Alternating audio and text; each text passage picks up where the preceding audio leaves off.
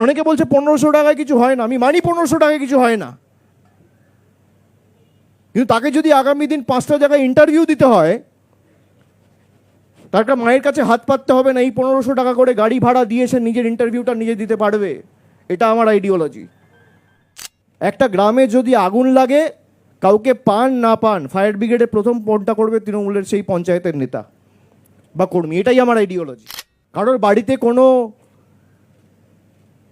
বয়স্ক মানুষ যদি কোনো ব্যাধিতে আক্রান্ত হয়ে রাত্রিবেলা অ্যাম্বুলেন্সের প্রয়োজন হয়, অ্যাম্বুলেন্সটা ডাকবে যে সে তৃণমূলের কর্মী বা নেতা। এটাই আমার আইডিওলজি।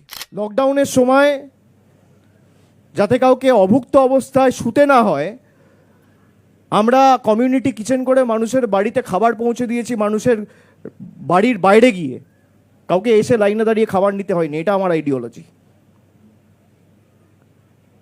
নারী ক্ষমতায়নের কথা অনেকে বলেছে, মানুষকে সে নারী ক্ষমতায়নের মডেলকে বাস্তবায়িত করেছেন মমতা বন্দ্যোপাধ্যায়। 1500 টাকা করে লক্ষ্মীর ভাণ্ডার মহিলাদের ব্যাংক অ্যাকাউন্টে সরাসরি ডিবিটি করে। এটা আমার আইডিওলজি। যুবশ্রী করেছেন তিনি।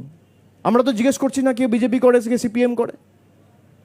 যারা মাধ্যমিক পাশ করেছেন কিন্তু এখনো চাকরি পাননি, তাদেরকে সাহায্য করে সহযোগিতার হাত বাড়িয়ে দিয়েছে আমাদের সরকার, তার যাতে অসুবিধা না হয়।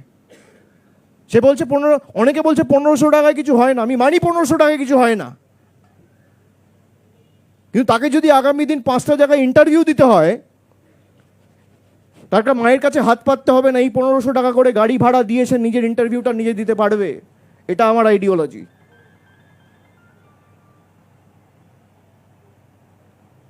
1500 টাকায় কি হয়? 1500 টাকায় হয়তো কিছু হয় না, কিন্তু 5 বছরের জন্য তাকে 1500 টাকা করে দেওয়া, বছরে 18,000 টাকা, 5 বছরে 90,000 টাকা। যারা বলছে তারা 9,000 টাকা দিয়েছে, 900 টাকা দিয়েছে, 90 টাকা দিয়েছে মানুষকে।